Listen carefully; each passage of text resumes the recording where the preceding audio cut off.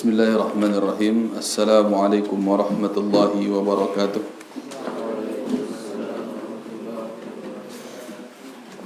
Innal hamdalillah nahmaduhu wa nasta'inuhu wa nastaghfiruh wa na'udzu billahi min shururi anfusina wa min sayyiati a'malina.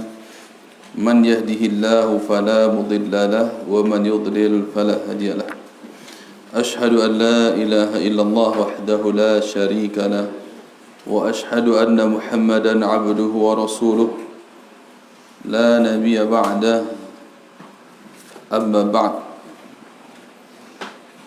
إخوة الإسلام رحمني ورحمكم الله تعالى jamaah kaum muslimin dan muslimat dimanapun berada, semoga Allah subhanahu wa ta'ala memberikan rahmat dan kasih sayang kepada kita seluruhnya. Setelah kita bersyukur kepada Allah, kita kemudian mengucapkan salawat untuk Rasulullah sallallahu alaihi wasallam. Kembali Allah subhanahu wa ta'ala mempertemukan kita di dalam pembahasan suatu kutaib, kitab kecil yang ditulis oleh Syekh Abdul Razak bin Abdul Muhsin Al-Badr hafizahumullah ta'ala, yaitu dengan pembahasan 10 qawaid fi tazkiyatin nafs, 10 kaedah di dalam tazkiyatun nafs, di dalam penyucian jiwa. Setelah kita bahas kaedah 1 sampai kaedah yang kelima, ya, sekarang masuk kita kepada kaidah yang ke-6. Kita baca sekilas judul-judul atau kaidah-kaidah dari 1 sampai ke-5. Yang pertama adalah at-tauhidu aslun ma tazku bihin nufus. Tauhid adalah pokok atau landasan utama di dalam penyucian jiwa. Yang kedua, ad-du'a'u miftahu zakatin nufus.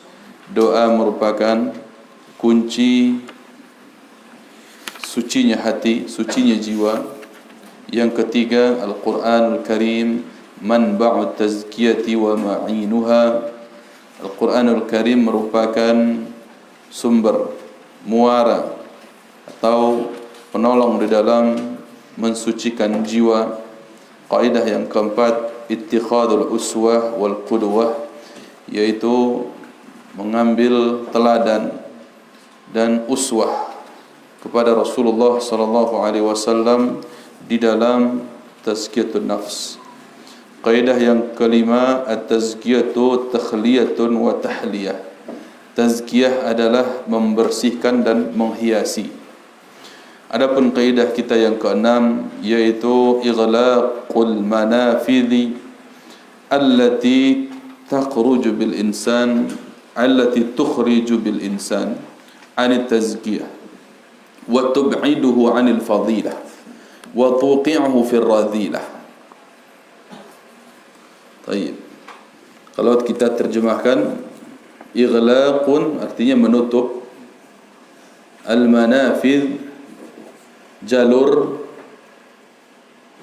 allati yang tukhriju bil insan mengeluarkan manusia, anit tazkiyah dari kesucian, wa tub'iduhu dan menjauhkannya, yaitu menjauhkan manusia, anil fadilah dari keutamaan, wa tuqi'uhu fir radhilah dan menjatuhkannya ke dalam perbuatan yang hina. Baik. Dan menjatuhkannya ke dalam perbuatan yang hina. Jadi di sini intinya adalah ighlaqul manafid, menutup jalur menuju keburukan. Menutup jalur menuju keburukan. Sifat dari menuju keburukan di sini bisa mengeluarkan manusia dari jalan kesucian, bisa membuat manusia jauh dari keutamaan, bisa membuat manusia jatuh ke dalam kehinaan. Itu dia. Maka kaidahnya Kalau seseorang menginginkan untuk penyucian jiwa, menyucikan jiwanya, bersih hatinya, bersih jiwanya dari noda-noda dosa, tenang dan lapang kehidupannya, maka dia harus menutup rapat-rapat apapun jalurnya, apapun jalannya, apapun pintunya, apapun jendelanya, dan seterusnya yang mengarahkan kepada keburukan. Nah, pembahasan ini tentu setelah kaidah yang kelima kemarin, at-tazkiyatu takhliyah wa tahliyah. Ya. Yang dikatakan tazkiyah adalah membersihkan jiwa kemudian menghiasinya. Bersihkan artinya dengan taubat terlebih dahulu, kemudian hiasi, yaitu isi kehidupan kita, hari-hari kita dengan hal yang bermanfaat, yang bernilai ibadah kepada Allah Subhanahu wa taala. Setelah itu tutup rapat-rapat pintu menuju keburukan. Jangan biarkan diri kita mencoba-coba. Jangan biarkan diri kita penasaran kepada hal yang hina. Ini maknanya. Baik. Fayahtajul 'abdu hajatan massatan ila ighlaqil manafidh. Maka seorang hamba, al-'abdu hamba, membutuhkan hajatan masa, dengan kebutuhan yang sangat mendesak. Ya, seorang hamba Allah Ta'ala itu sangat membutuhkan, bahkan kebutuhan yang sangat mendesak, ila ighlaqil manafidh, di dalam, ya, membutuh kepada apa? Dalam menutupi jalur tadi, jalan tadi, yang bagaimana? Allati tudannisu nafsahu wa tudassiha, jalan atau jalur yang dapat mengotori jiwa dan menodainya. Perkara-perkara, fasilitas-fasilitas yang mengarahkan kepada dosa, itu dia. Wa qad duriba lana fi sunnati mathalun, dan telah dicontohkan kepada kita suatu permisalan oleh sunnah, yaitu oleh hadis Nabi sallallahu alaihi wasallam. Ya, duriba lana mathal, artinya di sini diberikan kepada kita contoh. Yubayyinu khuturata wulujul 'abdi, yubayyinu lana, menjelaskan kepada kita khuturata, bahayanya, khuturata wulujil 'abdi, bahaya seseorang hamba masuk fima yudayyu alaihi dinah, kepada hal-hal yang bisa menyia-nyiakan agamanya, bisa menyia-nyiakan agamanya.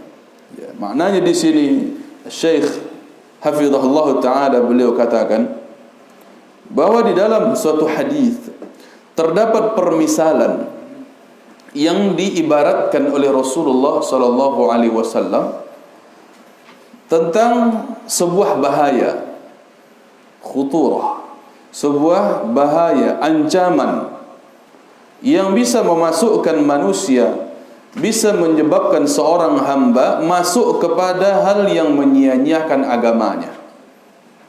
Nah, masuk kepada hal-hal yang menyia-nyiakan agamanya. Artinya di sini dia sedang membahayakan agama dalam dirinya sendiri. Islam secara agama, secara syariat itu tidak akan pernah hina. Dia akan tetap mulia. Dia akan tetap terjaga oleh Allah Subhanahu wa taala. Tapi yang mengkhawatirkan adalah Islam di dalam diri kita masing-masing. Ini yang bisa terkikis, bahkan bisa terhapuskan dengan sebab kita yang menyia-nyiakannya.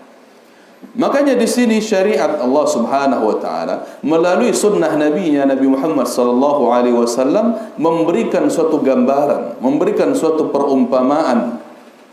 Fa fil hadis, maka dalam suatu hadis disebutkan oleh Rasulullah sallallahu alaihi wasallam, daraballahu mathalan, Allah Subhanahu wa taala telah memberikan misal, telah memberikan perumpamaan, siratan mustaqiman, berupa jalan yang lurus. Allah Subhanahu wa taala telah memberikan perumpamaan berupa jalan yang lurus. Jazakallahu khairan.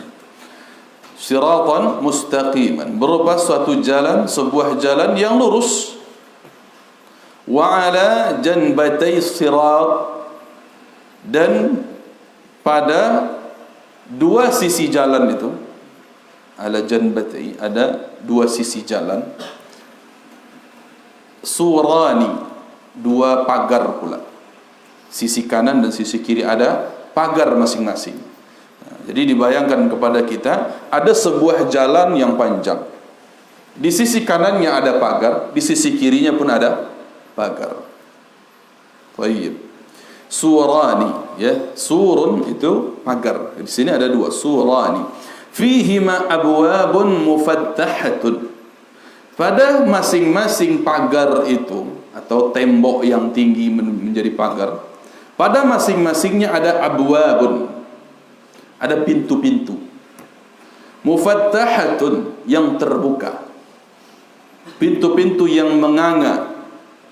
Wa 'alal abwabi suturun murkhah, dan di atas pintu-pintu tersebut ada penutup sutur, ada penutup murkhah yang halus, yang mudah ditembus.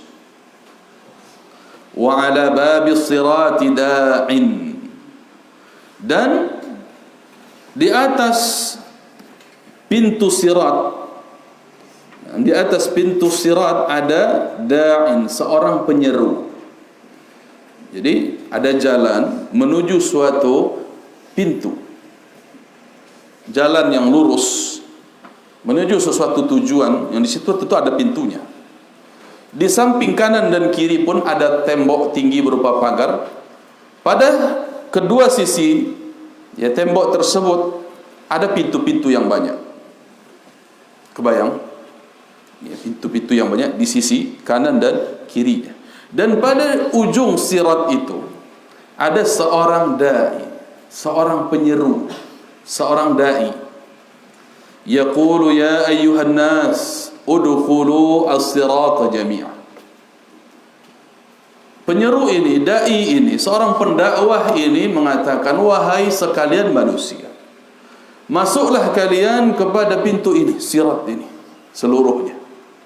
Masuklah kalian, fokus menuju pintu yang lurus, bukan kanan kiri, ya, tapi pintu yang lurus. Wala tata'arraju, kata beliau, jangan menoleh kanan kiri, jangan menoleh ke sana dan ke sini, tapi fokus kepada pintu yang lurus. Fokus kepada sirat penghujungnya. Ayyib. Wala tata'arraju, jangan menoleh ke sana dan ke sini. Wada'in yad'u min fawqis sirat. Kemudian di atas sirat, di atas jalan itu, bagian atasnya, bukan di penghujung, bagian atasnya ada pula seorang da'in, seorang penyeru, ya, yad'u, yang dia mendakwahkan, mengajak. Ya. Fa idza arada yaftahu syai'an min tilkal abwab qala, maka fa idza arada, apabila ada seseorang ingin yaftahu syai'an min tilkal abwab, ingin membuka pintu yang ada di kanan dan di kiri tadi, yang menempel pada tembok pagar tadi, ya, maka dai yang berada di atas sirat mengatakan, waihak la taftahu, celaka engkau, jangan engkau buka, jangan engkau buka pintu itu. Fa innaka in taftahu talijhu, karena sesungguhnya kalau kamu buka pintu itu yang ada di sisi kanan dan kiri tadi, kamu akan masuk, kamu akan tertarik untuk masuk. Jangan buka-buka, jangan coba-coba untuk buka, kata beliau. Tayyib.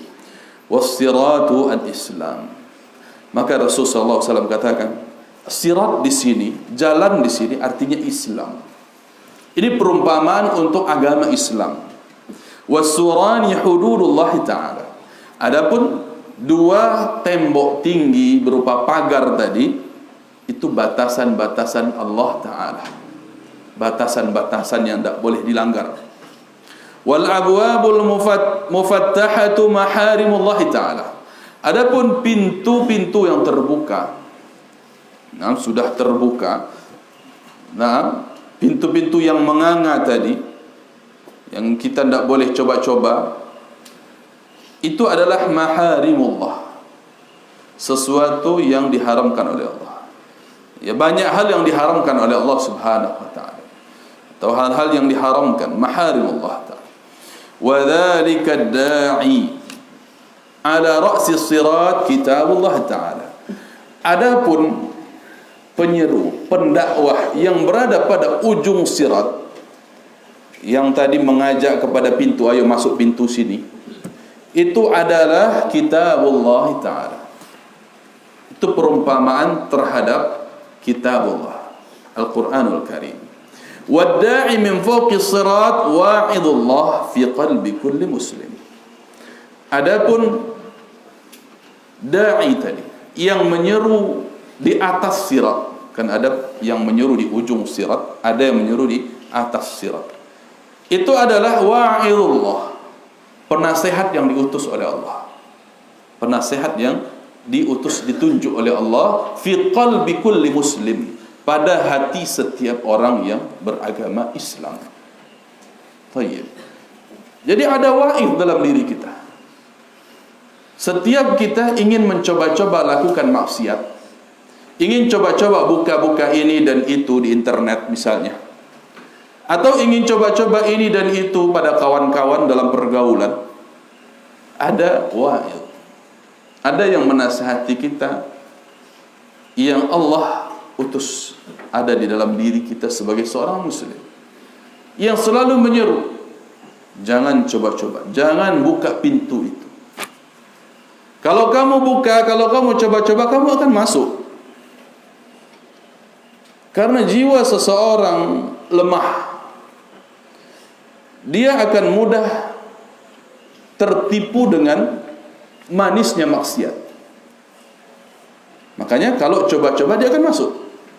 Tidak cukup dengan coba 1, 2. Dia akan mencoba ke jalur-jalur berikutnya. Mencoba ke jalur-jalur berikutnya.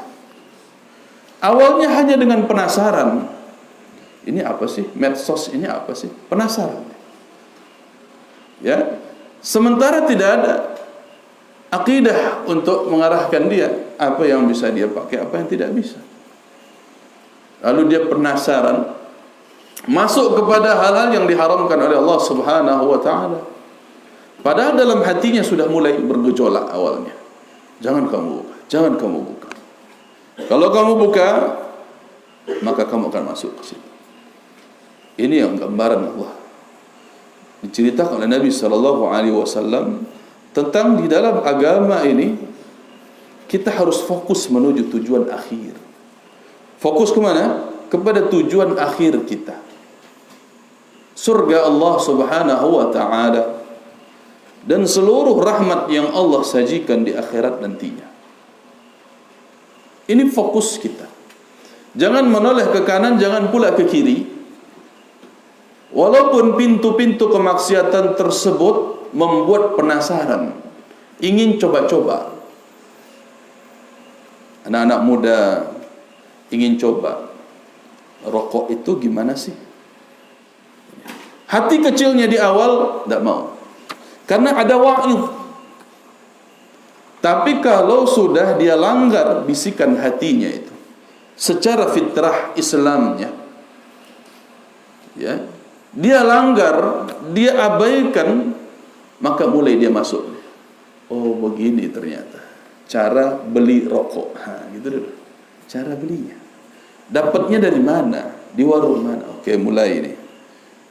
Awalnya memang bergejolak luar biasa. Ya, berkecamuk antara dia takut kepada Allah Subhanahu wa taala, takut ketahuan orang tuanya, takut ketahuan sama kawan-kawan baiknya, takut diketahui kerabat-kerabatnya, mulai banyak berkecamuk dalam jiwanya. Nah, ini diantara wa'id tadi. Maka kalau dia coba buka dulu, sudahlah, saya masih penasaran, coba. Tak.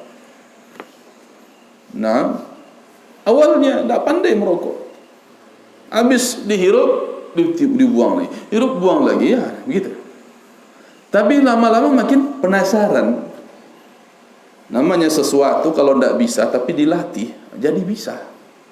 Dibiasakan jadi bisa. Oh begini rasanya. Akhirnya mulai itu diabaikan wa'il tadi, dia abaikan penasehatnya tadi. Mulai dia masuk ke kawan-kawannya, tidak malu-malu lagi. Dah coba-coba belajar. Wah, ini udah mulai jago ngirupnya. Apa sampai di situ? Tak. Dia akan coba merokok terang-terangan. Sampai berani merokok di atas motor. Tidak peduli lagi ada orang di belakang yang kena matanya, yang terkena asapnya kemana-mana. Hitam hatinya, tertutup baginya banyak kebaikan. Sampai dia egois, yang penting ngerokok. Mau orang sebelah mati, belakang mati, kena asap, kena debu, kena arang, kena apa namanya, di bara dari abu rokoknya, nggak peduli. Yang penting ngerokok, gitu kan? Lihat orang-orang ngerokok itu luar biasa egoisnya, luar biasa egoisnya. Dalam bus ada anak kecil, ada yang tidak peduli, tidak peduli. Ya, di depan lagi sebagai supir, ya kan? Dia tidak peduli orang belakangnya. Lihat bagaimana dia sudah membuang jauh-jauh penasihat dalam dirinya. Bagaimana kemudian seperti hadis yang lalu kita katakan, kita bahas tentang noda hitam yang menempel dalam diri seseorang yang akhirnya menutup hati secara keseluruhan, sudah tertutup. Ya, itulah namanya kemaksiatan. Apakah sampai pada itu? Dia akan coba. Kayak ini mirip nih sama rokok. Ngelinting sedikit, ya, kemudian dibakar. Wah, ini lebih seru. Bisa fly, ya. Bisa terbang, bisa tidak sadarkan diri. Wah, ini kayaknya lebih keren. Itu pintu maksiat dia. Dia awalnya coba-coba, dan begitulah orang. Nggak ada satupun orang yang masuk ke dalam narkoba, tidak ada satupun mereka yang masuk ke dalam narkoba kecuali awalnya ngerokok. Yakinlah. Nggak ada orang tiba-tiba, ya dia nggak bergaul, nggak merokok sama sekali, tiba-tiba ngeliting ganja, ngisap ganja, ada? Nggak ada. Rata-rata mereka awalnya ngerokok, tapi pengen lebih dari rokok, maka mulai heroin, mulai ekstasi, mulai dengan cara lain disuntik, ya. Bahkan nggak rokok saja, cari yang lebih awet dari rokok. Apa? Lem Aibon. Nah, kok tahu Ustaznya? Ya kajian di Polres. Ya tahulah orang-orang yang banyak masuk di tahanan-tahanan rata-rata narkoba. Rata-rata narkoba. Dan mereka itu rata-rata ujungnya begini, persis dengan apa yang dipenasarkan, yang orang penasaran hari ini. Anak-anak muda seperti itu penasaran. Maka lihat, la taftahu, jangan engkau buka pintu itu sedikit pun. Walaupun tirainya itu tipis, walaupun penutupnya itu tidak kuat, tipis. Sutur murkhah. Tahu sutur tadi ya, kita bahas. Penutup berpakaian yang tipis, yang tidak kuat, tidak kokoh dia. Nah, maka jangan coba-coba. La taftahu fa innaka in taftahu talijhu. Jangan kamu buka. Karena kalau sudah kamu buka, kamu akan masuk bahkan jauh lebih dalam. Untuk kembali nggak ketemu jalan pulang. Ngeri kan? Ingin kembali nggak ketemu jalan pulang, udah kecanduan narkoba, apalagi ini diiris, dihisap. Tidak ada duit untuk beli narkoba. Ini diiris. Ya, karena sama kata mereka, darah ini sama rasanya dengan darah heroin tadi. Dengan ngisap heroin sama rasanya darah. Yang penting ngefly. Na'udzubillah. Lihat. Akhirnya mereka sulit untuk kembali. Mau direhabilitasi seperti apa? Masuk ke kawasan rehabilitasi, tetap ternyata di kawasan itu sarangnya narkoba, pengedarnya ada di dalam. Gimana mau kembali sulit? Bagaimana menuju sirat tadi sementara sudah terjebak jauh ke dalam maksiat ini? Nah, maka antum yang insya Allah masih suci dari hal-hal yang diharamkan oleh Allah tadi,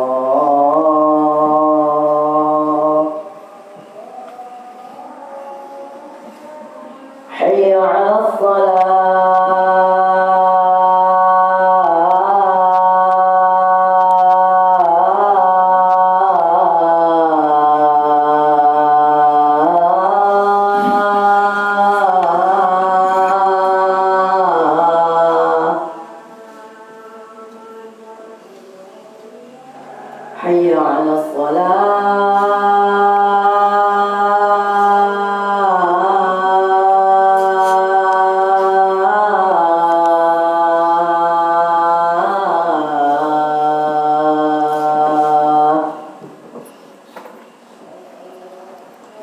حي على الفلاح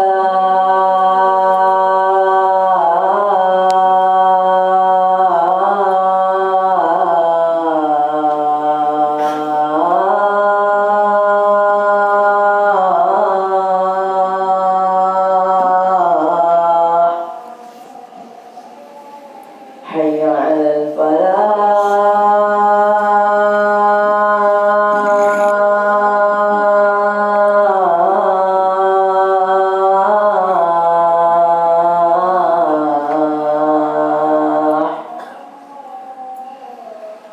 الله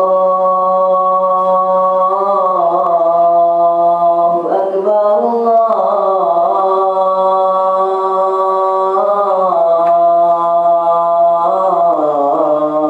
الله أكبر لا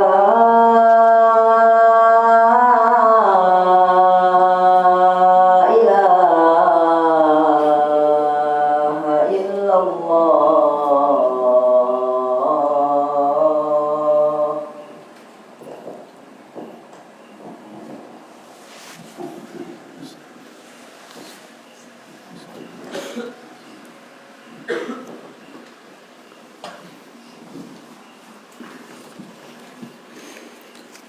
Alhamdulillah wassalatu wassalamu ala Rasulillah amma ba'd.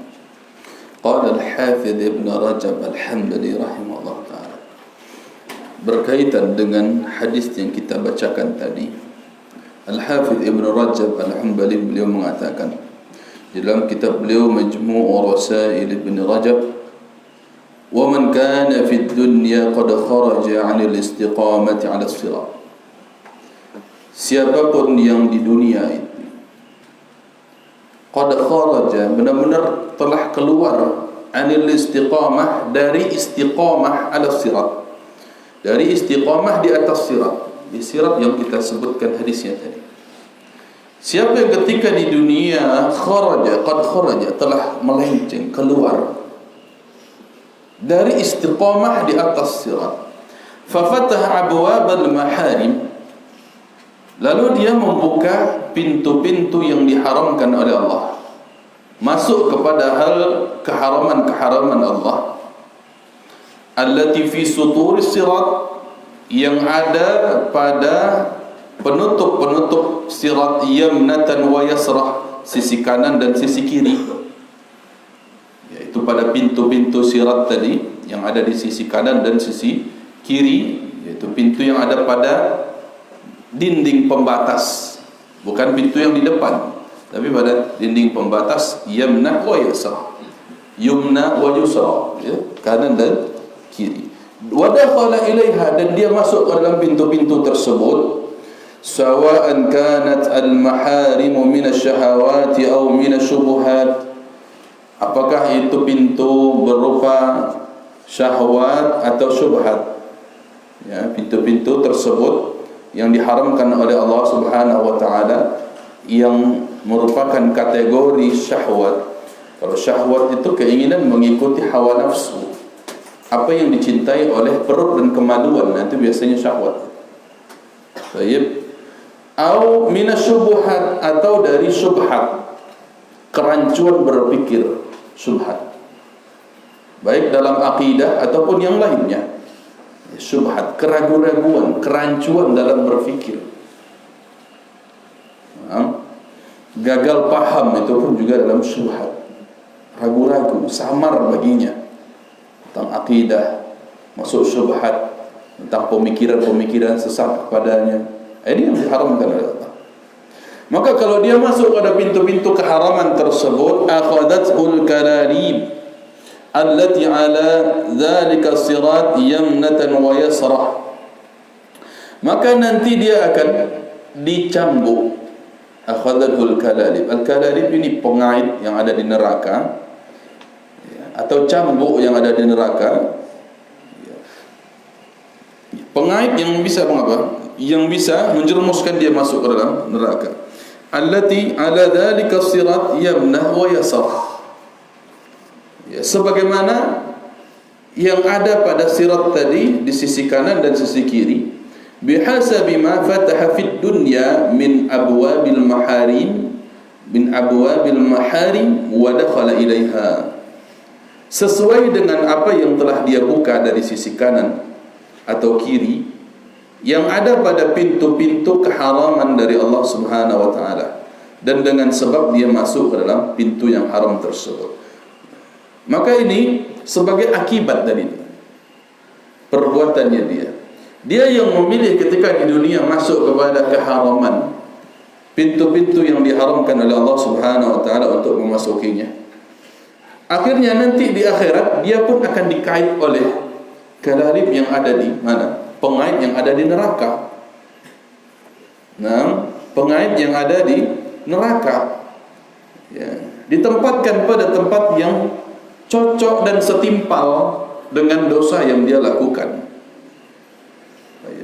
Kalau dia masuk kepada pintu zina lewat jalur awalnya SKSD, sok kenal sok dekat dengan akhwat, ikhwit dan sebagainya, mulai dia masuk pintu itu, maka nanti di akhirat pun ada pengait di neraka. Ini kalau kamu masuk dari pintu zina, ini lewat saya masuk. Ya, yang lain masuk dari pintu apa? Pintu rokok, dari sini saya. Pintu khamar, minuman, sini. Kita ada. Sebagaimana di dunia kita milih masuk itu, di akhirat sengaja ditarik. Nah, sebagai balasan. Al-jaza'u min jinsil amal, balasan sesuai dengan amal perbuatan kita.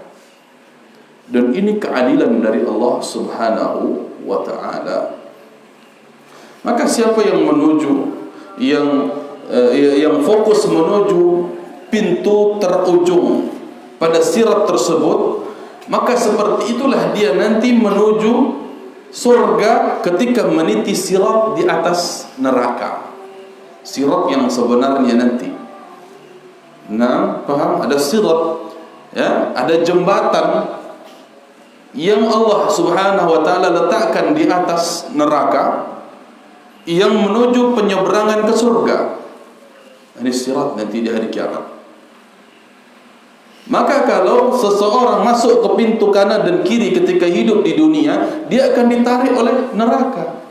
Dengan pengait-pengaitnya dari kalilit-kalilitnya tadi, ditarik, diajak ke sini, yang lain ngajak ke sini. Akhirnya enggak lurus, enggak fokus ke arah surga, jatuh ke neraka. Nah, paham? Ini gambarannya. Hidupan dunia dengan kehidupan di akhirat sama gambarannya. Di dunia ada sirat namanya Islam, di akhirat ada sirat namanya jembatan yang menjadi penyeberangan menuju ke mana? Ke surga. Semoga Allah Subhanahu wa taala selamatkan kita dunia dan di akhirat. Wa minhu qaulullah ta'ala. Kemudian pembahasan yang lain yang berkaitan dengan judul ini, di antaranya adalah firman Allah Ta'ala dalam surat An-Nur ayat 30. Qul lil mu'minina yaghuddu min absarihim wa yahfadhu furujahum dzalika azka lahum innallaha khabirun bima yasna'un. Katakanlah kepada orang-orang beriman, qul lil mu'minin, kepada orang-orang yang beriman, kaum mukminin, katakan kepada mereka apa? Yaghuddu min absarihim, hendaklah mereka menjaga pandangan-pandangan mereka. Hendaknya mereka apa? Menundukkan di sini, menjaga pandangan-pandangan mereka dari yang diharamkan oleh Allah. Jangan lihat yang haram, itu dia. Jangan lihat sesuatu yang haram. Yaghuddu min absarihim wa yahfadhu furujahum, dan hendaklah mereka menjaga kemaluan-kemaluan mereka. Dzalika azka lahum, hal demikian, menjaga tadi, menjaga pandangan, menjaga kemaluan, azka lahum, itu lebih suci bagi mereka. itu lebih membuat mereka bertazkiyah di dalam nafs mereka, di dalam jiwa mereka. Itu bab tazkiyatun nafs, menjaga apa tadi? Pandangan dan menjaga kemaluan. Innallaha khabirun bima yasnaun. Sesungguhnya Allah Ta'ala Maha mengetahui apa yang mereka perbuat, apa yang mereka lakukan. Baik. Lihat di sini, qala Abu Hayyan Al-Andalusi rahimahullah, di dalam menafsirkan ayat Allah Ta'ala ini, beliau menyebutkan qaddima ghaddul basari ala hifdhil farj, ala hifdhil farji lianna an-nadhara bariduz zina. Allah Subhanahu wa Ta'ala di dalam surat An-Nur ayat 30 tadi menyebutkan, mengedepankan ghaddul basar, menundukkan pandangan, menjaga pandangan, itu diawalkan oleh Allah penyebutannya daripada hifdzul farji, daripada menjaga kemaluan. Jaga dulu pandangan, kemudian jaga kemaluan. Kenapa demikian? Li'anna an-nadhara bariduz zina, karena pandangan ini bisa mengarahkan kepada zina. Ibarat pos yang mengantarkan kepada zina. Nah, diawali dengan pandangan, mulai dari mata, jatuh ke mana? Ke kemaluan. Itu dia. Dari mata bukan jatuh ke hati dulu, karena zina soalnya masalahnya. Kalau sesuatu yang halal, iya, dari mata jatuh ke hati. Seorang suami memandang kepada istri, sah. Nah, tetapi ini berkaitan dengan yang diharamkan.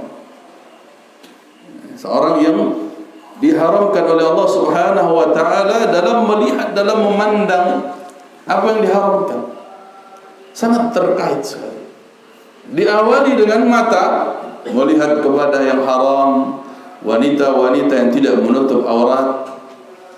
Secara fitrahnya, farj manusia, kemaluan manusia bergejolak. Na'udzubillah. Allah Subhanahu wa Ta'ala menyebutkan hal ini dalam rangka menutup rapat-rapat pintu menuju zina, agar hati kita itu bersih, agar hati menjadi bersih. Tutup rapat-rapat. Jangan lihat perempuan, apalagi sampai kepada melihat foto mereka, video call, apalagi menjalin hubungan dengan mereka yang bukan mahram. Ini akan mengotori jiwa. Bagaimana mau menghafal? Bagaimana pelajaran mau masuk? Sementara kita telah membuka pintu untuk mengotori jiwa. Lihat di sini. Dzalika azka lahum. Menjaga pandangan, menjaga kemaluan itu azka, lebih mensucikan.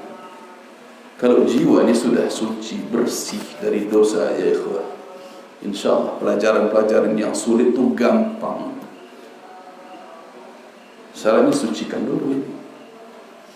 Tapi kalau mau masuk, coba-coba, penasaran, mau lewat jalur manapun, biasanya dihantarkan oleh hal yang sia-sia, tidak ada manfaatnya. Itu pintu awalnya. Itu perangkap-perangkap iblis. Karena sebutkan oleh Ibnu Qayyim, di antara perangkat iblis yang paling besar itu syirik dulu. Manusia diajak berbuat syirik. Oh, tidak mempan, masuk kepada bid'ah. Tidak mempan juga, masuklah ke dalam dosa-dosa besar.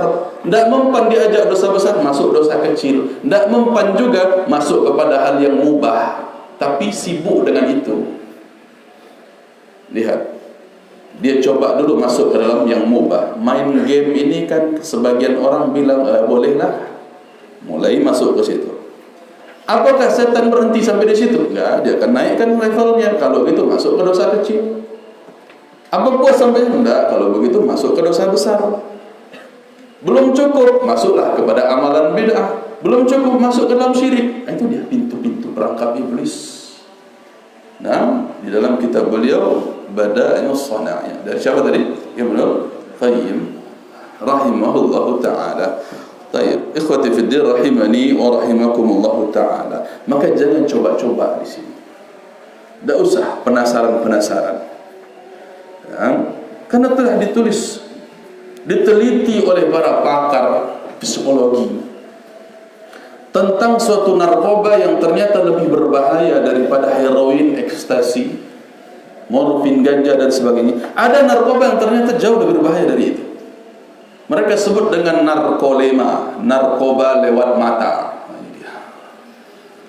Narkoba lewat mata. Ini luar biasa. Karena ada efek kecanduan yang sulit untuk diobati. Ada kecanduannya. Mulai coba-coba tertarik dengan perempuan, menjalin hubungan dengan mereka. Apa cukup sampai di situ? Luar biasa, na'udzubillah. Ini yang terjadi pada kaum generasi muda umat Islam zaman sekarang, anak-anak seumuran antum.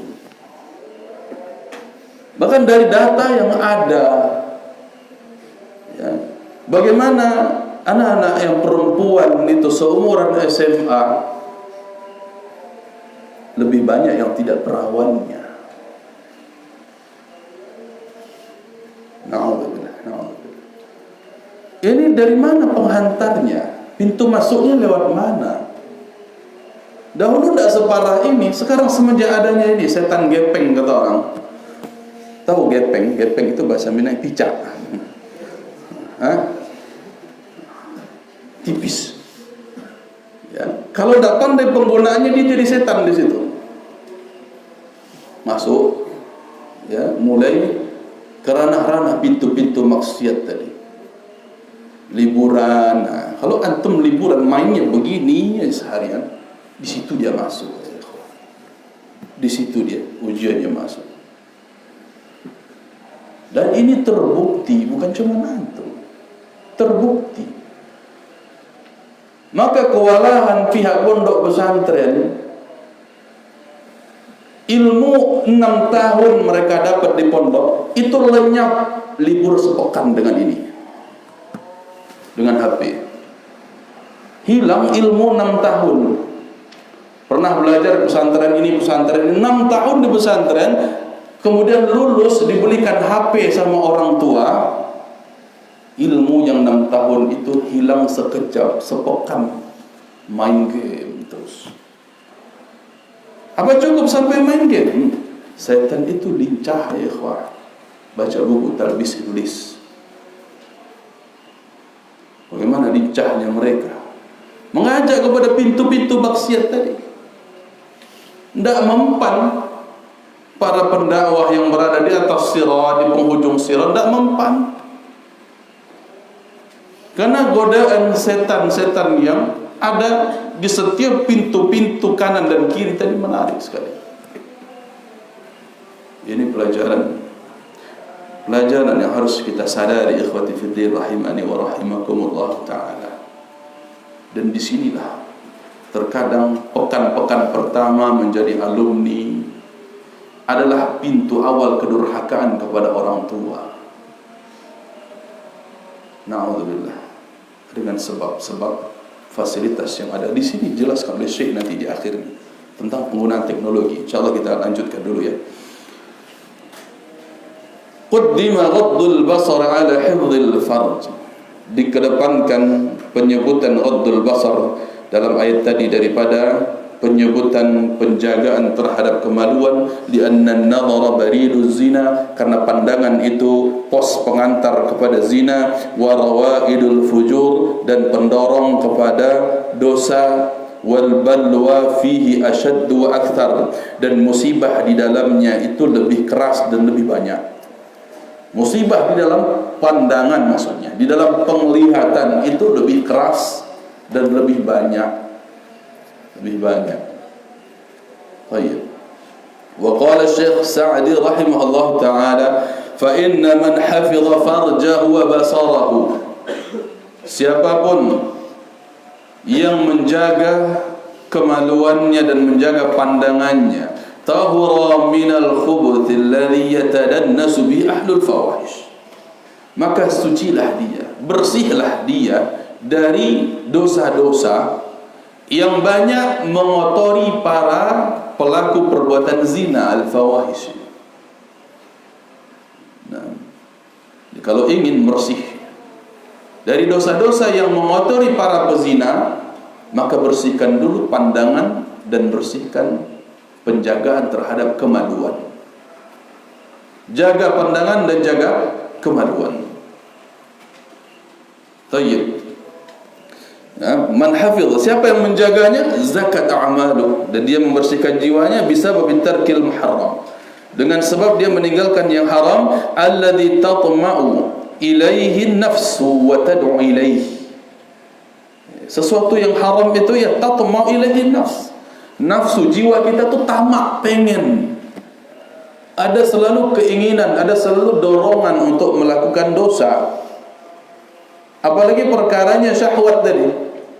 Kalau syahwat sudah kita jalankan, biasanya muaranya kemana? Sebabnya, dorongannya kemana? Perut dan kemaluan. Itu syahwat. Kalau urusan perut, dia akan hantam semua yang haram, tidak peduli. Kalau urusan kemaluan juga demikian. Na'udzubillah, ini bahayanya syahwat tadi. Maka jiwa seseorang secara tabiatnya tatma'u ilaih, tamak menujunya, pengen sekali. Faman taraka syai'an lillah awadahu Allahu khairan min.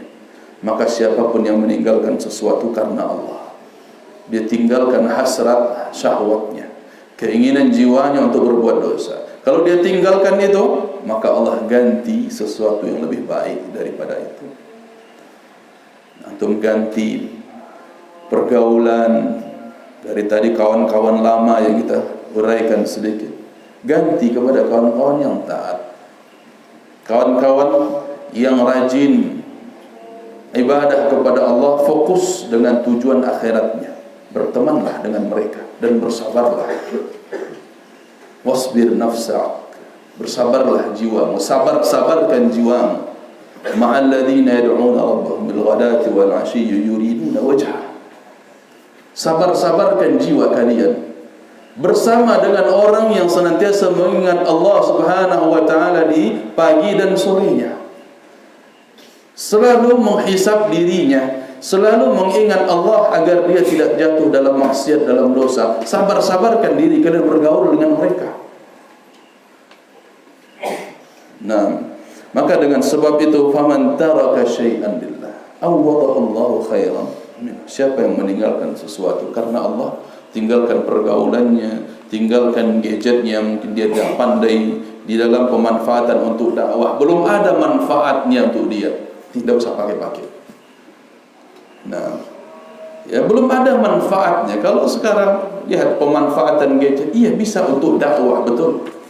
Dia sampaikan lewat video, dia share kajian-kajian atau tulisan-tulisan yang bermanfaat, menggugah jiwa seseorang menuju jalan Allah, fokus kepada sirat yang tadi kita bahas, memberikan nasihat-nasihat, silakan. Tapi kalau tidak untuk itu, hanya sebatas untuk lebay, nulis bikin Facebook akunnya yang selalu sakit hati, katanya. Kalau hanya seperti itu bikin Facebook akun, udah tidak usah. Tak bisa tanpamu, itu judul Facebooknya, nama akunnya, udah buang saja, tidak usah pakai itu. Dah ada manfaatnya bagi begitu.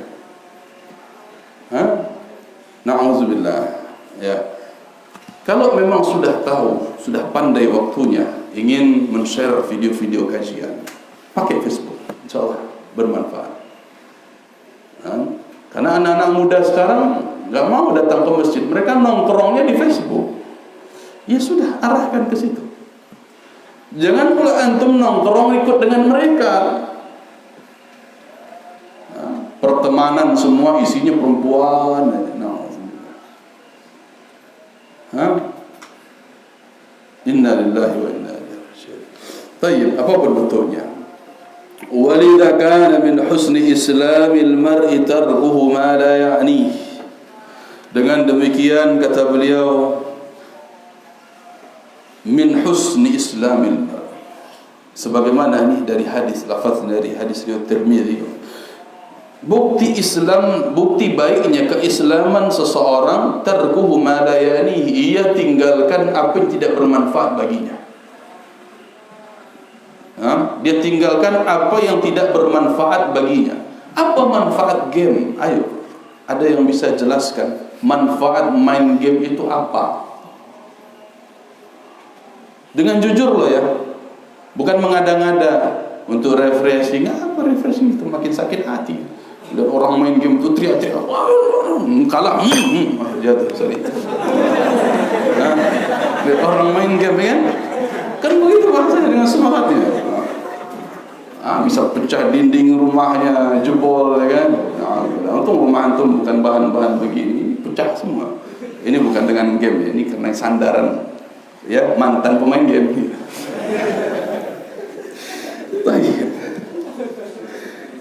Tinggalkan apa yang tidak bermanfaat. Apa manfaatnya? Gak ada sama sekali. Refreshing dari mana? Makin sakit hati ya, gak ada. Dan ingat ya, visi mereka orang-orang membuat game itu bukan untuk mengasah logika. Enggak laku game begitu. Yang laku game itu yang mana? Yang paling sering dimainkan dan paling menghabiskan waktu lama.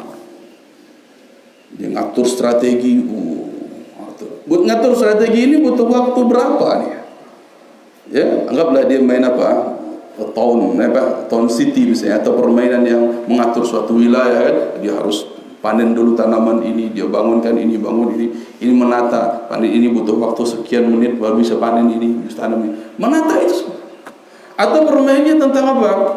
Battle, game untuk perang-perangan ya kan.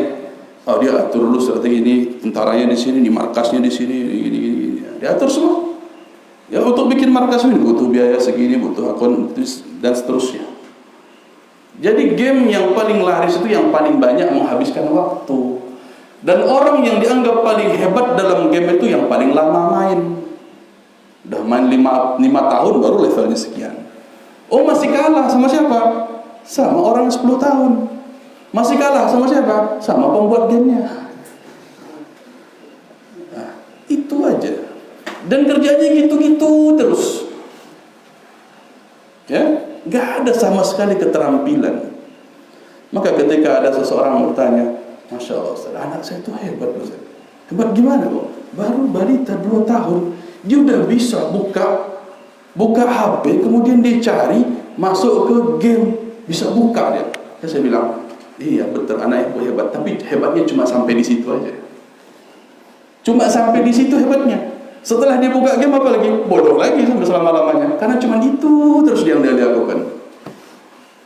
Hebatnya betul, cuma cari apa yang pernah dibuka ibunya, bapaknya. Ya, dia no-download bisa. Tapi cuma sampai kapan? Sampai dia buka gamenya. Habis itu udah, sisanya goblok. Bagaimana enggak? Dia akan gitu-gitu terus. Mana pemain bola-bola, lempar kanan, lempar kiri, itu aja. Main tembak-tembak itu aja terus ya kan? Na'udzubillah. Ya, orang malah bangga anaknya hebat bisa main game. Itu bukan hebat.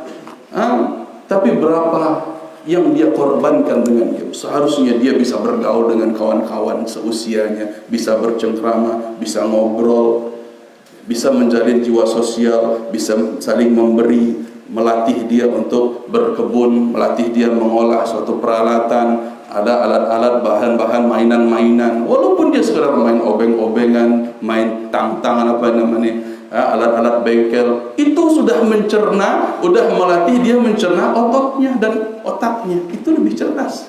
Mainnya real. Di sisi lain ada yang olahraga lari-larian, ya, sehat kan anak-anak. Kalau sekarang kan orang lihat ya, orang tua punya anak kecil nangis terus, obat yang paling manjur apa? Diem aja. Ini mohon maaf ya, sebelum antum jadi orang tua harus tahu, ini orang tua durhaka duluan pada anak. Durhaka duluan kepada anak. Sebagaimana dahulu Umar bin Khattab telah dikabarkan kepada beliau tentang anak yang durhaka, ya. Ternyata setelah mengetahui apa penyebab kedurhakaan anak, Umar bin Khattab katakan, kamu sebagai orang tua lebih dulu durhaka pada anakmu. Ini bisa terjadi sekarang ini. Masih kecil, masih bayi 2 tahun, udah dilihatkan ya. Ini, biar diam. Kalau kita dulu, Masya Allah, kita rindu dengan orang tua kita. Saat kita menangis, namanya anak ya rewel, namanya juga mereka anak butuh perhatian ya kan. Umur 2 tahun, 3 tahun, 4 tahun, dia mereka butuh perhatian. Kita dulu waktu kecil nangis dibawa kemana? Keliling nih, kebun, ini kupu-kupu. Oh ini ada apa? Ini putri malu. Asik ini itu kan? Masya Allah, anak lagi asik dengan putri malu sekarang. Nah, yang penting dia keluar, main, ya kan, digendong, ya mau kemana lagi, ya, lihat-lihat sana sini, Masya Allah, luar biasa. Ini pendidikan. Tapi sekarang ya ikhwah, mau nangis sekencang apapun, sekeras apapun tangisan, ini obat paling manjur sekarang. Nah, ini YouTube. Nah, Allahu Akbar. Dibelikan kuota untuk anaknya. Dibelikan kuota. Ini renungan ya ikhwah. Sebelum antum dewasa punya anak nanti harus paham ini. Antum mau menjadikan anak sebagai apa? Sebagai pecandu game. Berarti telah membiasakan mereka dengan apa? Menyia-nyiakan waktu yang mereka sama sekali tidak akan pernah kreatif setelahnya. Lihat aja. Ada mereka yang sehat, oh iya gamenya olahraga, main bola. Betul, yang olahraga itu jempol ente doang. Itu yang olahraga di jempol, misalnya headset pegang HP. Ini olahraga jempol. Ya. Betul main bola katanya. Lebih baik dia main bola beneran. Antum belikan bola di umur 2 tahun, umur 1 tahun sama baru bisa jalan tuh kayak Syekh Saleh, ya sudah bisa giring bola dia. Ya. Masya Allah. Itu baru top. Olahraga betulan dia. Nah ini perlu jadi pelajaran bagi kita, mana hal-hal yang sia-sia yang sekarang sedang mengancam generasi muda zaman sekarang. Ya, ini pintu-pintu yang kita jelaskan tadi. Nauzubillah, anak-anak muda sekarang masih SD sudah ngerti pacaran. Ya, mudah-mudahan antum bukan alumninya ya. Masih SD sudah ngerti. Dapat pacar kencan dari mana dia? Dari game. Game kan ada chattingannya. Nah, Allahu Akbar. Ustaz. Baik. Kita lanjutkan. Walidha kana min husni islamil mar'i tarkuhu ma la ya'ni. Maka dengan demikian ya, di antara bukti baiknya Islam seseorang adalah meninggalkan apa yang tidak bermanfaat baginya. Min fudulil kalam, baik berupa kata-kata yang keluar batas, yang berlebihan, menghina orang lain, yang tidak bermanfaat, kalimat-kalimat yang tidak bermanfaat. Kalau kata-katanya bermanfaat, dia bisa menggugah orang lain, tafadhol. Kalimat-kalimat yang membuat orang lain sadar kembali kepada Islam, ini bagus. Tapi kalimat yang fudul di sini yang tidak bermanfaat. Wan nadhar, begitu juga pandangan yang tidak bermanfaat. Wa ghairi dzalik, dan hal yang lainnya yang semisal dengan demikian. Qala Ibnul Qayyim rahimahullah, wa aktsarul ma'asi innama tawalluduha min fudulil kalami wan nadhar. Ibnu Qayyim rahimahullah mengatakan, dan kebanyakan maksiat innama tawalluduha, kelahirannya kemunculannya dengan sebab min fudulil kalami wan nadhar, dengan kalimat-kalimat, ucapan-ucapan yang tidak bermanfaat dan pandangan-pandangan pula yang tidak bermanfaat. Banyak maksiat terjadi, ucapan yang tidak bermanfaat, antum ngobrol di asrama nggak ada gunanya, nggak ada manfaatnya, ya. Begitu juga yang ngobrolin masalah masa lalunya, anak di rumah ini udah kumpulin apa namanya sekarang ya, chip apa, voucher game sekian dan sekian. Nah, itu kalimat-kalimatnya. Dia ucapkan untuk kawannya, "Ana tadi pulang nonton sinetron ini." Apa manfaatnya dia ngomong itu? Supaya kawannya ikut nonton, ikut penasaran gitu. Nah, ini banyak ya waktu-waktu luang yang dipakai untuk ngobrol yang enggak ada manfaatnya, sia-sia. Ya akhirnya orang lain pun ikut penasaran dengan itu. Baik. Wa huma awsa'u madakhil syaitan, dan keduanya adalah ya peranan-peranan atau pintu-pintu perbuatan setan yang paling luas.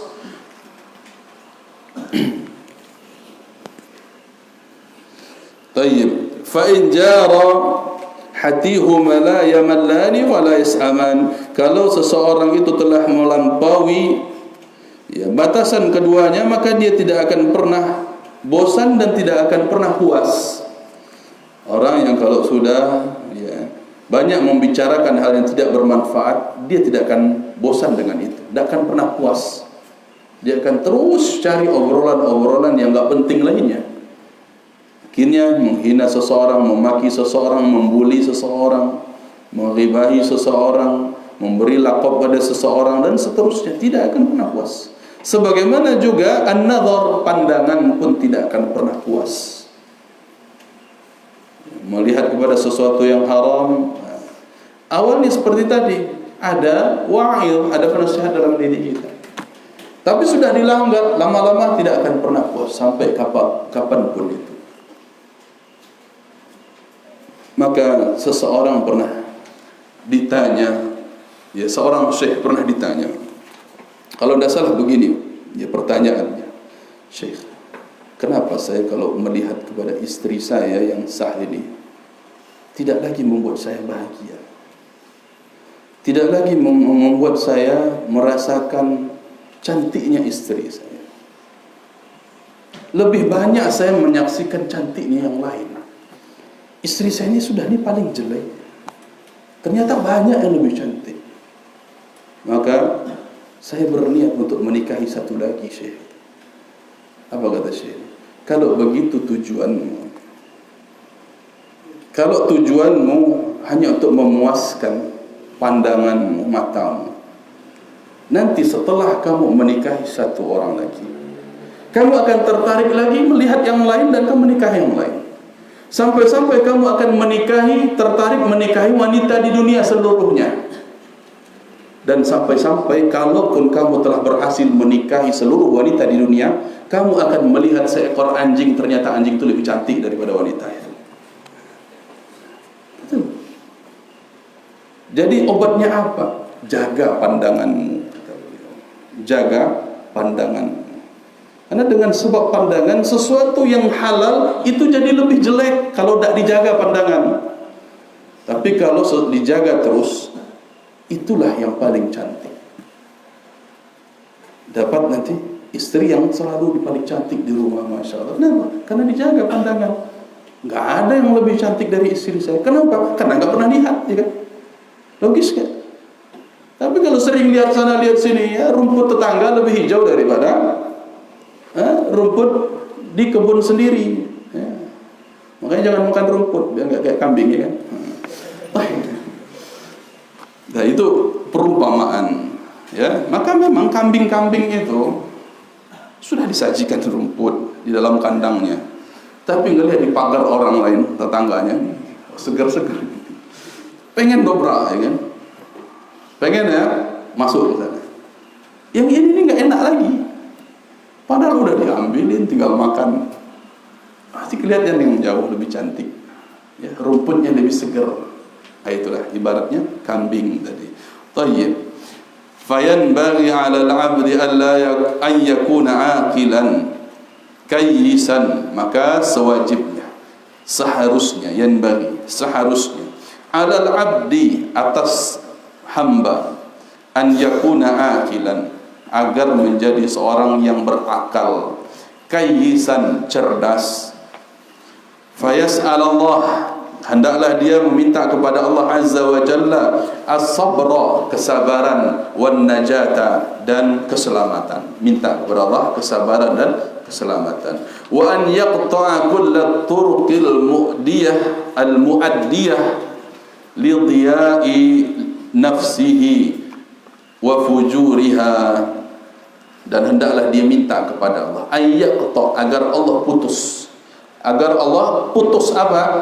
Kullat turuq, seluruh jalan, al muaddiyah, yang menyebabkan li dhiya'i nafsi, dalam menyia-nyiakan jiwa. Baik, minta kepada Allah agar Allah tutup jalan menuju kepada penyia-nyiaan terhadap jiwa kita. Wa fujuriha, jalan menuju dosa jiwa tersebut. Fadinul abdi ra'su malih, fadinul abdi ra'su malih, maka agama yang ada pada jiwa seseorang, pada seorang hamba, itu adalah modalnya. Ra'su malih, modal. Agama ini ada apa? Modalnya. Wa fi dhaya'iha khasarah, dan jika dia menyia-nyiakan jiwanya, khasarah. Wa fi dhaya'ihi, ya, dia menyia-nyiakan agamanya, alha dhamirha-nya kepada din, dan dia menyia-nyiakan agama, maka ini khasaratud dunya wal akhirah, kerugian di dunia dan akhirat. La siyama, lihat kata Syekh hafizahullah taala, la siyama, apalagi la siyama fi zamanina alladhi waqa'at fihi alfitan, apalagi di zaman kita sekarang. Ini Syekh hafizahullah ini masih hidup, Syekh Abdul Razzaq bin Abdul Muhsin Al-Badr, beliau masih, ayahnya masih hidup. Ini zaman kita ni sekarang. La siyama, kata beliau, apalagi fi zamanina, di zaman kita ini, alladzi waqa'at fihi al-fitan, yang terjadi di dalamnya fitnah, cobaan-cobaan, ujian-ujian. Fitan di sini, ujian-ujian. 'Alan nasi ka waqa'il matar, seperti butiran air hujan yang tak terhitung. Banyaknya ujian, cobaan sekarang di zaman ini. Wan fatahat fihi abwabus syubuhati wasyahawat, dan terbukalah pintu-pintu syubhat dan syahwat. Ma hadhil ajhizah al-hadithah, bersamaan dengan ajhizah, atau ajhizah bahasa kerennya gadget, al-hadithah yang terbaru, ya, perangkat-perangkat, alat-alat, apalagi gadget ini bahasa lainnya, ya, seperti telepon genggam, laptop, apapun yang sejenis, itu al-ajhizah. Mufradnya jihazun, jihaz, perangkat. Al-hadithah yang terbaru, yang modern. Taib. Wal mawaqi' al-mashbuhah, mawaqi' atau mawaqi', website. Website, tahu website? Masa nggak tahu website? Anak IT sih nggak tahu website. Pulang aja dah. Wal mawaqi'ul mashbuhah, yang penuh dengan syubhat. Wal baramij, atau baramij, aplikasi, program. Antum ni mubarmij, apa mubarmij? Programmer, mubarmij. Ay baramij, program-program, aplikasi-aplikasi al-munharifah, yang menyimpang. Aplikasi-aplikasi yang menyimpang. Nauzubillah, ramalan aja pakai online sekarang. Dukun online, ya. Tahun 2030 saya jadi apa? Buka situ. Ramalan online, dukun online. Ini aplikasi al-munharifah, ada-ada aja. Hatta saqat katsiran minan nasi ila al-ghawayah, sampai banyaknya manusia menuju ila al-ghawayah, kesesatan. Banyak manusia yang akhirnya apa? Disetir. Saqayas, siaq, sa'iq atau sa'iq, sa'iqus sayyarah, supir. Artinya kita disetir menuju itu. Ilal ghawayah, kepada apa? kesesatan. Wasarrafathum anil hidayah, dan memalingkan mereka dari jalan hidayah. Nas'alullaha al-afiyah, kita meminta perlindungan kepada Allah berupa al-afiyah, keselamatan. Minta keselamatan. Ikhwati fiddin rahimani wa rahimakumullah. Maka di antara cita-cita besar kaum muslimin di dalam menghadirkan pondok pesantren kita, menjawab apa yang dituliskan oleh Syekh pada paragraf terakhir ini. Pada paragraf terakhir ini, tersebarnya gadget, tersebarnya media-media, tersebarnya perangkat modern, perangkat teknologi informasi dan komunikasi yang tak terbatas, tak jelas arahnya. Maka pondok kita ini ingin menjelaskan kemana seharusnya kita berarah, kemana seharusnya anak muda ini yang tak mungkin dijauhkan dari gadget, tapi kemana diarahkan. Arahkan kepada aplikasi-aplikasi bermanfaat yang mengajak kepada konten-konten dakwah, media-media dakwah, menebarkan Islam melalui website, melalui perangkat-perangkat elektronik, gadget, pemrograman, ataupun tersebar dengan jaringan-jaringan dan seterusnya. Ini yang kita arahkan, ikhwati fiddin.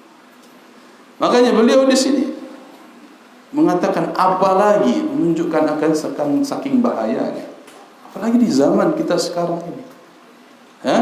Waqa'at fihi fitan, ujian-ujiannya luar biasa. Makanya ikhwati fiddin rahimani wa rahimakumullah, jauh-jauh hari sebelum antum buka laptop, udah diharamkan pertama sekali oleh pondok untuk buka sesuatu yang tidak ada manfaat, tidak ada kaitannya dengan pelajaran, jangan dibuka. Kita tegaskan sampai disita laptopnya, sampai disuruh push up 100. Masih ada yang buka-buka media sosial. Belum ada manfaatnya bagi antum seluruhnya. Kalau ditanya, kenapa tidak diblokir saja Ustaz medsosnya? Ikhwati fiddin rahimani wa rahimakumullah. Kita ingin menumbuhkan kesadaran pada diri antum, tahu halal, tahu haram. Kalau diblokir nanti setelah di kampung, di rumah, ada blokir enggak di situ? Antum bisa browsing sendiri, bebas berselancar, tapi tidak ada dhamir, tidak ada kekuatan hati, tidak ada lagi wa'il dalam hati antum yang mencegah itu. Maka kita latihan di pondok. Dia terbuka memang. Antum bisa buka, betul. Tapi dengan adanya kesadaran dalam jiwa yang masih dinasehati oleh jiwa kita sendiri, yang adanya wa'id yang kita bahas tadi, selalu berkata dalam, jangan kamu buka, haram, jangan kamu buka, tidak ada manfaatnya, jangan kamu buka, ini khianat pada orang tua belikan laptop bukan untuk ini, jangan kamu buka. Selalu berkata-kata hati demikian. Ini kita inginkan supaya sampai di kampung pun demikian. Tidak asal buka, tidak asal main ini, main itu.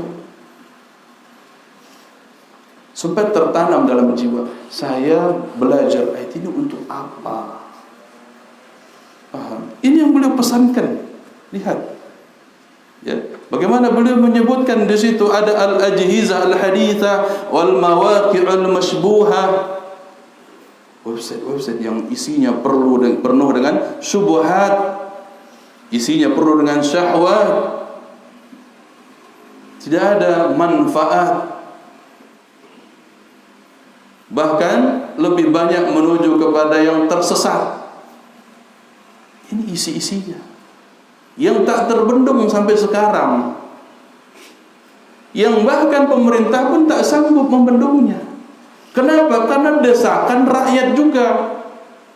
Kalau ini diblokir, rakyat marah.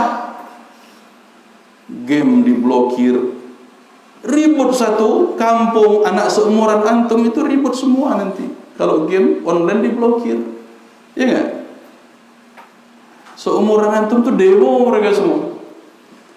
Maka tidak sanggup mereka memfilter. Apapun sekarang, ikhwati fiddin rahimani wa rahimakumullah ta'ala, banyak sekali hal-hal yang menyimpang yang terdapat pada penyalahgunaan perangkat-perangkat teknologi, sistem informasi, teknologi informasi dan komunikasi, yang tentunya harus ada pagar dalam jiwa kita.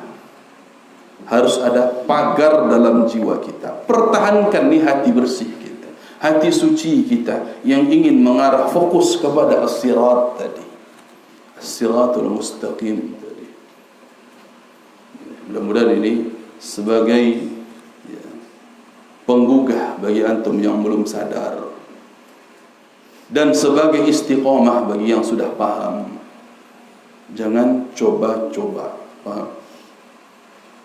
Tayyib, apapun bentuknya, insyaallah kita sudah arahkan di pondok ini mana yang pelajaran, sehingga itulah yang antum fokuskan. Mana yang bukan bagian dari pelajaran kita, jauhi. Ibarat pisau bermata dua. Dia bisa untuk kebaikan, bisa pula untuk keburukan. Bisa tidak orang disingkirkan dari pisau? Tidak ada yang boleh pegang pisau. Bisa begitu. Ada aturan dari Allah. Kenapa? Karena ini pisau bisa bunuh orang kan? Bisa pula ngiris bawang untuk masak, untuk kebaikan, manfaatnya ada. Barangnya sama, pisau. Gadget sama, barangnya itu juga. Bisa untuk kebaikan, bisa jadi setan gepeng tadi. Tahu? Nah, makanya ikhwati fiddin rahimani wa rahimakumullah ta'ala, kita nasihatkan kepada antum semua, bukan hanya di pondok, tapi tentu saja di luar pondok itu jauh lebih besar fitnahnya, lebih berat ajakan-ajakannya. Kalau di pondok saja antum tidak bisa untuk mengatur diri, bagaimana keadaannya nanti di luar pondok? Siapa lagi yang akan menasihati antum? Orang tua mah lewat sama antum, enggak berani negur antum main game seharian, enggak berani orang tua, ya ikhwah. Karena antum tuh galak. Ya, ingat tak ketika antum main game, dikasih tahu, dibilang, "Nak, tolong dong belikan minyak goreng." Antum galak, "Entar dulu, ini lagi tanggung." Ingat? Ingat dah itu. Ya, ketika yang sudah mulai kecanduan, disuruh sama orang tua, "Udah azan." "Iya, entar dulu lagi nanggung." Bahkan ngegas sama orang tua, ya kan? Alhamdulillah. Inilah kalau pondok tidak bisa mendisiplinkan antum, kita khawatir siapa lagi nanti, apa jaminannya nanti. Antum memang tidak selamanya di sini, insyaallah. Akan ada saat-saatnya antum lepas. Masa 3 tahun di sini itu singkat sekali, ikhwat. Ada saatnya nanti lepas tanpa batas. Dan justru orang yang keluar jalur dari agama ini lebih bahaya.